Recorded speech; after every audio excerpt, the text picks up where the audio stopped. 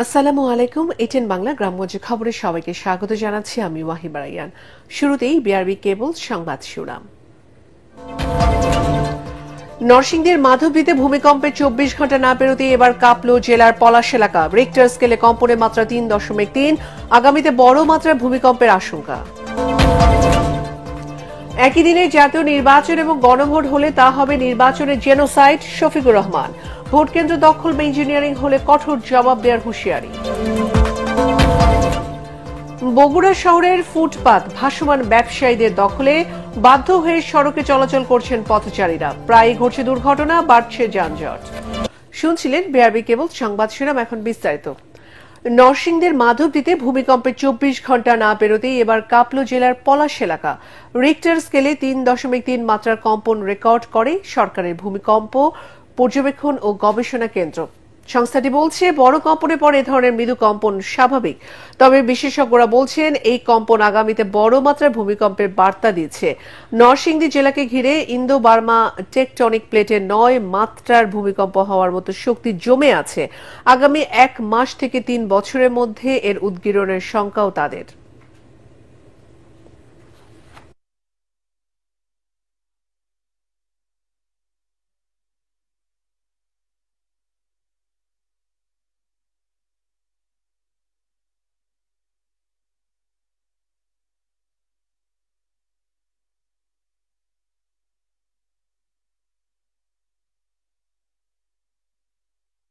বাংলাদেশে এখন প্ল্যান করতে হবে যে আমরা যে ঢাকা শহরে যে বিল্ডিংগুলো আছে এই বিল্ডিংগুলোকে আমাদেরকে নতুন করে সাজাতে হবে। আমাদের তো সবটা ভেঙে ফেলতে পারবো না, আমাদেরকে রিট্রোফিটিং করে এগুলোর স্ট্রেংথ বাড়াতে হবে।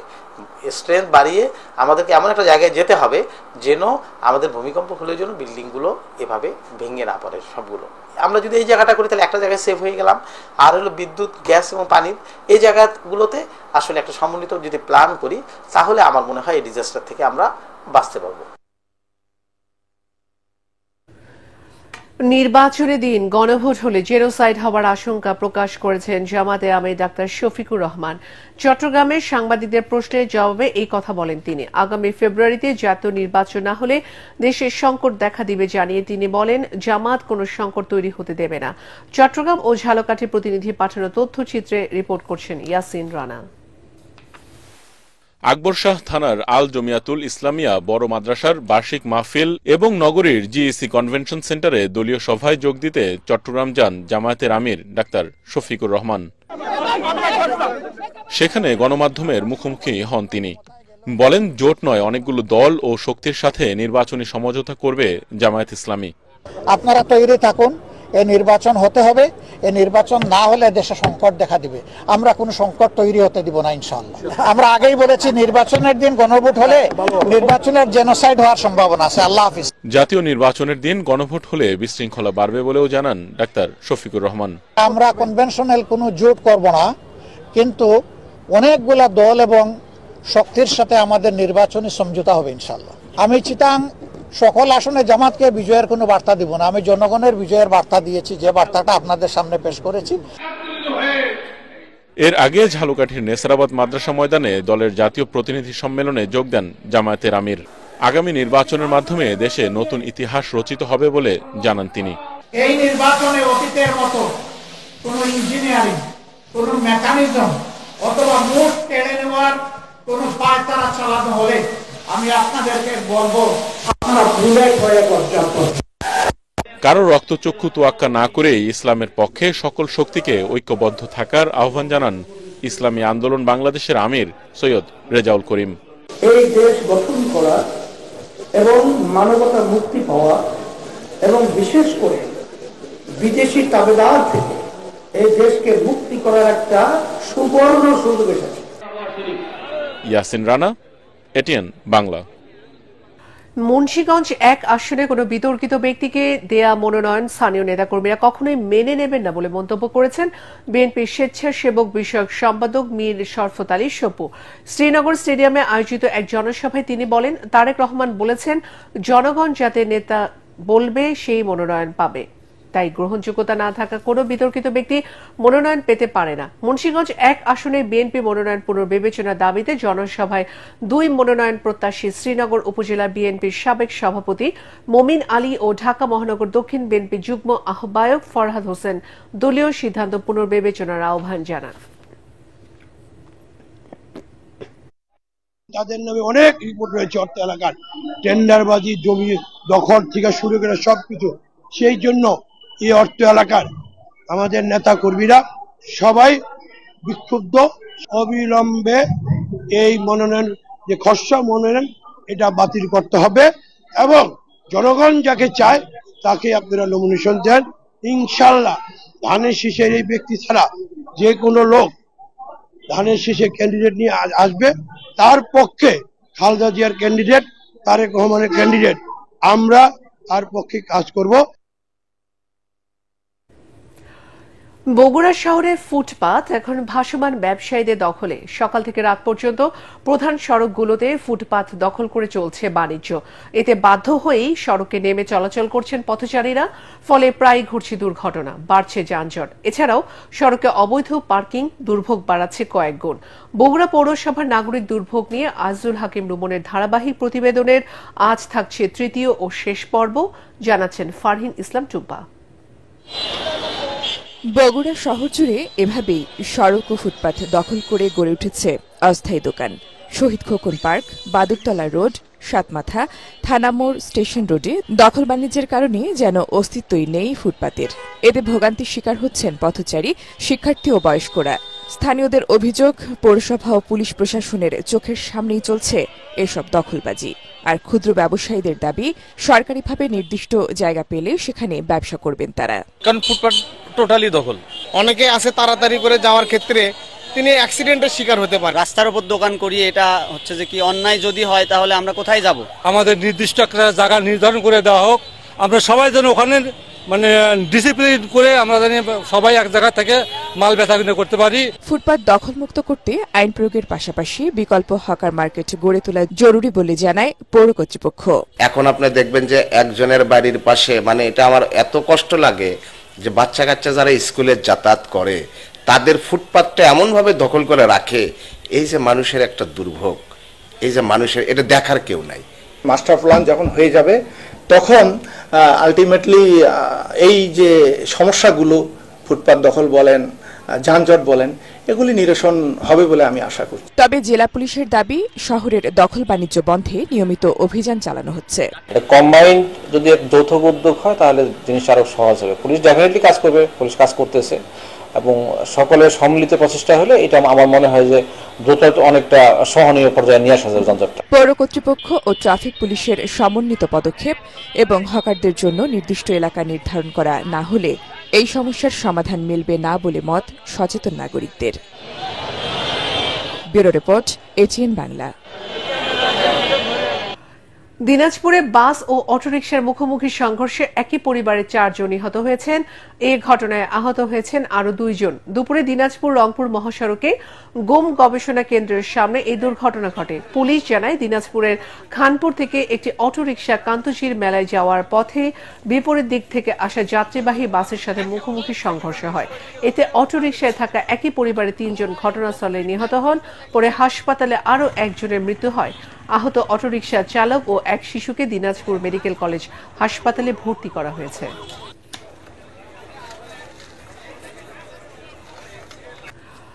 চট্টগ্রাম 4 সংসদীয় আসনে বিএনপির কেন্দ্রীয় নেতা আসলাম চৌধুরীকে মনোনয়ন দেওয়ার দাবিতে চট্টগ্রামের একে খান মোড় থেকে সীতাকুণ্ড পর্যন্ত প্রায় 40 কিলোমিটার জুড়ে মানববন্ধন কর্মসূচি পালিত হয়েছে।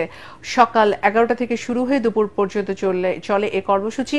এই সময় মহাসড়কের বিভিন্ন স্পট, সীতাকুণ্ড উপজেলার 9টি ইউনিয়ন, একটি পৌরসভা ও মহানগরীর 2টি ওয়ার্ডের বিএনপি ও এর অঙ্গ এবং সহযোগী সংগঠনের কয়েক হাজার নেতাকর্মী সহ বিভিন্ন শ্রেণী পেশার মানুষ এতে অংশ নেন।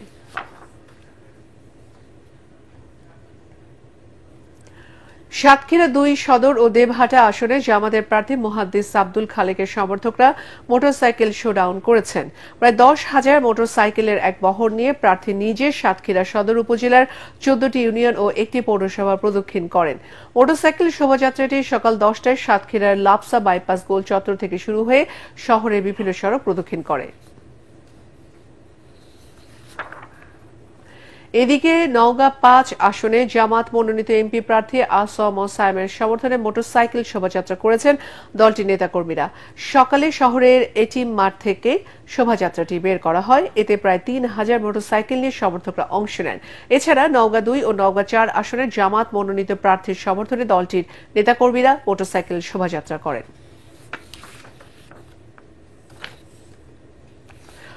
দলীয় নেতাকর্মীদের সাথে নিয়ে কৃষকের ধান কেটে মাড়াই করে ঘরে তুলে দিয়েছে নাটোর ১ আসনের বিএনপি মনোনীত প্রার্থী ও কেন্দ্রীয় মিডিয়া সেলের সদস্য ব্যারিস্টার ফারজানা শারমিন পুতুল। নির্বাচনী প্রচারণার অংশ হিসেবে দুপুরে দলীয় নেতাকর্মীদের সাথে নিয়ে নাটোরের বাগাতিপাড়া উপজেলার ফাগুয়ারদিয়ার ইউনিয়নে গণসংযোগ করেন তিনি। এ সময় বিভিন্ন ফসলের মাঠে আমন ধান কেটে কৃষকের ঘরে তুলে দেন ফারজানা শারমিন পুতুল। একই সাথে কৃষক শ্রমিক সকলের কাছে ধানের শীষে ভোট প্রার্থনা করেন পুতুল। যশোরে জামাতে ইসলামের জেলা শাখার উদ্যোগে ছাত্রছাত্রী ও যুবকদের নিয়ে অনুষ্ঠিত হল গণজামায়াত। এতে যশোর ২ আসনের জামাত মনোনীত সংসদীয় প্রার্থী ডাক্তার মোসলেউদ্দিন ফরিদ জানান, ভোটে জামাত ইসলামী জিতলে যোগ্যতা অনুযায়ী বেকারদের চাকরি দেওয়া হবে। পাশাপাশি সমান অধিকারের ভিত্তিতে নারী পুরুষ সবাই মিলে সন্ত্রাসমুক্ত কল্যাণ রাষ্ট্র উপহার দিতে চান তারা। যশোর থেকে তামান্না ফারজানার পাঠানো তথ্য ও ছবিতে আরো জানাচ্ছেন আশিকুর রহমান। ঝিকরগাছা উপজেলার বিএম হাই স্কুল মাঠে শুক্রবার দুপুর থেকেই যেন জনস্রোত নামে। জামায়াত ইসলামীর জেলা শাখার উদ্যোগে অনুষ্ঠিত গণজামায়াতে প্রধান অতিথি ছিলেন যশোর ২ আসনের জামায়াত মনোনীত সংসদ সদস্য প্রার্থী ও শিশু হৃদরোগ বিশেষজ্ঞ ডাক্তার মোসলেউদ্দিন ফরিদ। ২০২৪ সালের ৫ই আগস্টে ফ্যাসিবাদের পতন হয়েছে। এ সময় তিনি বলেন, নির্বাচনে জয়ী হলে যোগ্যতা অনুযায়ী বেকারদের চাকরি দেবে জামায়াত। আমরা এমন স্বচ্ছ ব্যবস্থা তৈরি করবো, এখানে উপহার দিব, যাতে যোগ্যতার ভিত্তিতে তোমরা এখানে যেতে পারো, সেটা বিশ্ববিদ্যালয় হোক, চাকরির ক্ষেত্রে হোক, সেই নিশ্চয়তা আমরা দেব ইনশাআল্লাহ। এদিকে যশোরের ৬টি আসনেই জামায়াত প্রার্থীদের ভোট দিয়ে জয়যুক্ত করার আহ্বান জানান ডাকসুর ভিপি আবু সাদিক কায়েম। বাংলাদেশের তরুণরা ইনসাফের পক্ষে নিয়েছে এবং আসন্ন নির্বাচনেও এদেশের মুক্তিকামী মানুষরা, আমাদের মা খালারা, আমাদের ভাইরা চাচারা ইনসাফের পক্ষে থাকবে। ইনশাআল্লাহ ইনসাফের বিজয় হবে।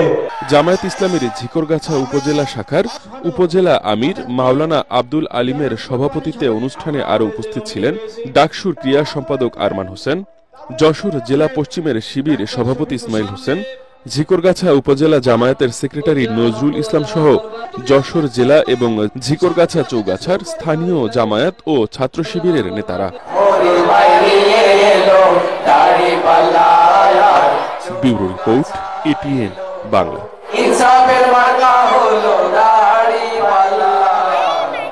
বিএনপির ভারপ্রাপ্ত চেয়ারম্যান তারেক রহমানের জন্মদিন উপলক্ষে বগুড়ায় অসহায় ক্যান্সার ও কিডনি রোগীদের আর্থিক সহায়তা দেওয়া হয়েছে।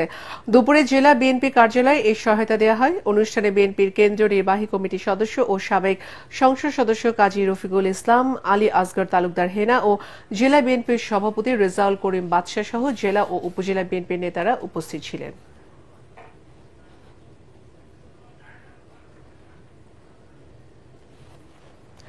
নিয়মিত হাঁটুন, শরীর চর্চা করুন, সুস্থ থাকুন এই স্লোগানে বগুড়া জেলা পরিষদ মিলনায়তনে অনুষ্ঠিত হল সূর্যোদয় উন্নয়ন সংঘের ৮তম প্রতিষ্ঠা বার্ষিকী ও সাংস্কৃতিক অনুষ্ঠান।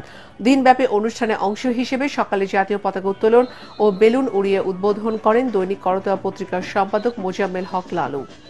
উদ্বোধনের পর র্যালি ও আলোচনা সভা অনুষ্ঠিত হয়।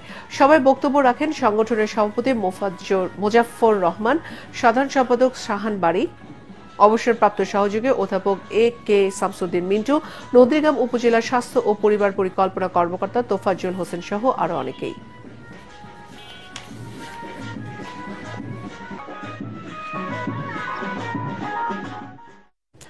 নানা আয়োজনে পালিত হল মানিকগঞ্জের ঘিওরের 13শ্রী গণহত্যা দিবস। এ উপলক্ষে শহীদদের স্মরণে নির্মিত স্মৃতিস্তম্ভে শ্রদ্ধা জানায় মুক্তিযোদ্ধা, জেলা উপজেলা প্রশাসন, রাজনৈতিক নেতাকর্মী ও স্কুল কলেজের শিক্ষার্থী সহ সর্বস্তরের জনগণ। শ্রদ্ধাঞ্জলি শেষে স্মৃতিচারণ ও আলোচনা সভা অনুষ্ঠিত হয়। 1971 সালের এই দিনে তৎকালীন জমিদার সিদ্ধেশ্বর রায় প্রসাদ চৌধুরী ও 13শ্রী কলেজের অধ্যক্ষ আতিয়া রহমান সহ 43 জন নিরীহ স্বাধীনতাকামী মানুষকে আগুনে পুড়িয়ে ও গুলি করে হত্যা করে পাকিস্তানি হানাদার বাহিনী। হত্যাযজ্ঞের পাশাপাশি পুরো গ্রাম জ্বালিয়ে দেয় আগ্রাসী বাহিনী। রাজশাহী বিশ্ববিদ্যালয়ে টিএসসি মিলনায়তনে অনুষ্ঠিত হল দৃষ্টি সাহিত্য সংসদের 36তম প্রতিষ্ঠা বার্ষিকী ও সাহিত্য সম্মেলন। এতে প্রধান অতিথি ছিলেন বিশ্ববিদ্যালয়ের উপাচার্য প্রফেসর ডক্টর সালেহ হাসান নকিব। অন্যান্যের মধ্যে বক্তব্য রাখেন দৃষ্টি সাহিত্য সংসদের সভাপতি professor doctor Shirin Akter Nina, doctor Mahfuzur Rahman Akand, কবি মুস্তাক রহমান ও কবি রেবেকা আসাদ। বাগেরহাট জেলার রামপাল ও মোংলা উপজেলার মানুষের দুর্ভোগ লাঘবে এগিয়ে এসেছেন বিশিষ্ট সমাজসেবক ও বাগেরহাট জেলা বিএনপির আহ্বায়ক লায়ন ডক্টর শেখ ফরিদুল ইসলাম। তিনি তার ব্যক্তিগত উদ্যোগে এ এলাকায় কয়েক হাজার মানুষের চলাচলে 4টি বাঁশের সাঁকো নির্মাণ করে দিয়েছেন। তার এই মানবিক উদ্যোগে স্বস্তি ফিরেছে স্কুল কলেজের ছাত্রছাত্রী সহ জনমনে। ময়মনসিংহের ভালুকায় ফ্রি মেডিকেল ক্যাম্পের মাধ্যমে শতাধিক রোগীকে চিকিৎসা সেবা দেওয়া হয়েছে। সকালে পূর্ব ভালুকা ফাজিল মাদ্রাসার নাক, কান ও গলার রোগীদের জন্য এই চিকিৎসা ক্যাম্পের আয়োজন করা হয়। বাংলাদেশ মেডিকেল বিশ্ববিদ্যালয় department of ENT and head neck surgery বিভাগের সহকারী অধ্যাপক ডাক্তার মোহাম্মদ ইকবাল মনির সহ অন্যান্যরা চিকিৎসা ক্যাম্পে অংশ নেন।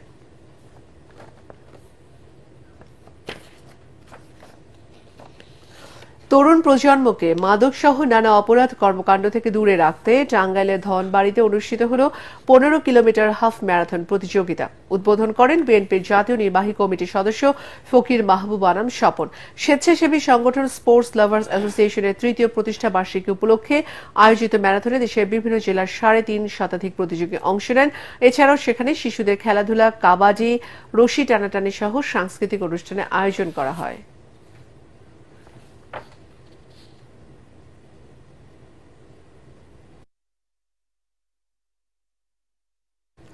যশোরের অভয়নগরে অনুষ্ঠিত হল গ্রাম বাংলার ঐতিহ্যবাহী নৌকা বাইচ প্রতিযোগিতা। অভয়নগর স্পোর্টস ক্লাবের উদ্যোগে উপজেলার ভৈরব নদে এই নৌকা বাইচ অনুষ্ঠিত হয়।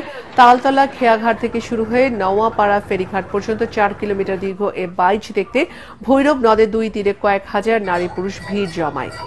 পরে বিজয়ীদের মধ্যে পুরস্কার বিতরণ করেন জামাত ইসলামের জেলা আমির ও জামাত মনোনীত যশোর 4 আসনের সংসদ সদস্য প্রার্থী অধ্যাপক গোলাম রসুল।